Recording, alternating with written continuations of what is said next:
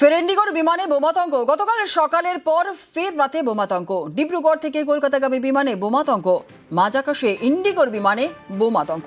বাথরুমের আয়নায় লিপস্টিকে লেখা বোমা রয়েছে। খবর জানতে পেরে তড়িঘড়ি যোগাযোগ এটিসির সঙ্গে, আর এরপরেই কলকাতা বিমানবন্দরে জরুরি অবতরণ।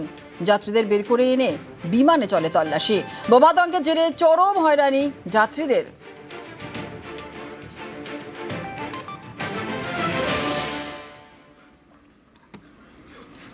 রেসকোর্স পর্যন্ত বিনা বাধায় সুড়ঙ্গ খনন দুর্গা দিব্যার।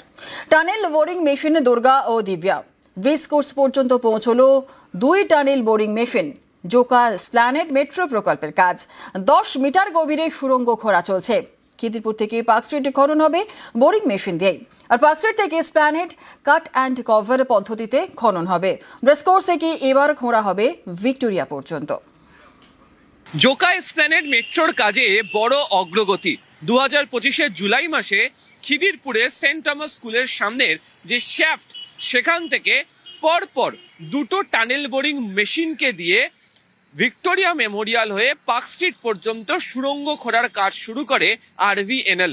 ইতিমধ্যেই খিদিরপুর থেকে 2টি সুড়ঙ্গ খোঁড়ার জন্য যে টানেল বোরিং মেশিন দুর্গা এবং দিব্যা, তারা রেসকোর্স পর্যন্ত এসে গিয়েছে এবং ধীরে ধীরে এই 2টি টানেল বোরিং মেশিনের মাধ্যমে সুড়ঙ্গ খনন করতে করতে ঠিক রেসকোর্সের বিপরীত দিকে ভিক্টোরিয়া মেমোরিয়ালের যে অংশ, সেই ভিক্টোরিয়া মেমোরিয়াল পর্যন্ত চলে যাবে হচ্ছে এই টানেল বোরিং মেশিন সুড়ঙ্গ খনন করে, এবং তারপর সেখান থেকে যাবে পার্ক স্ট্রিট থেকে এসপ্ল্যানেড পর্যন্ত টানেল বোরিং মেশিন দিয়ে নয়, পুরনো পদ্ধতিতে বক্স অ্যান্ড কাট এই পদ্ধতি মেনে সুড়ঙ্গ তৈরি করার কাজ সম্পূর্ণ হয়ে যাবে। গোটা বিষয়টিতে যাতে কোনো ধরনের বিপত্তি না ঘটে, বউবাজারের মতো ঘটনা যাতে না ঘটে, সে কারণে একাধিক ব্যবস্থা গ্রহণ করা হয়েছে এবং সর্বক্ষণ নজরদারিও চালানো হচ্ছে বিভিন্ন প্রযুক্তির সাহায্য নিয়ে।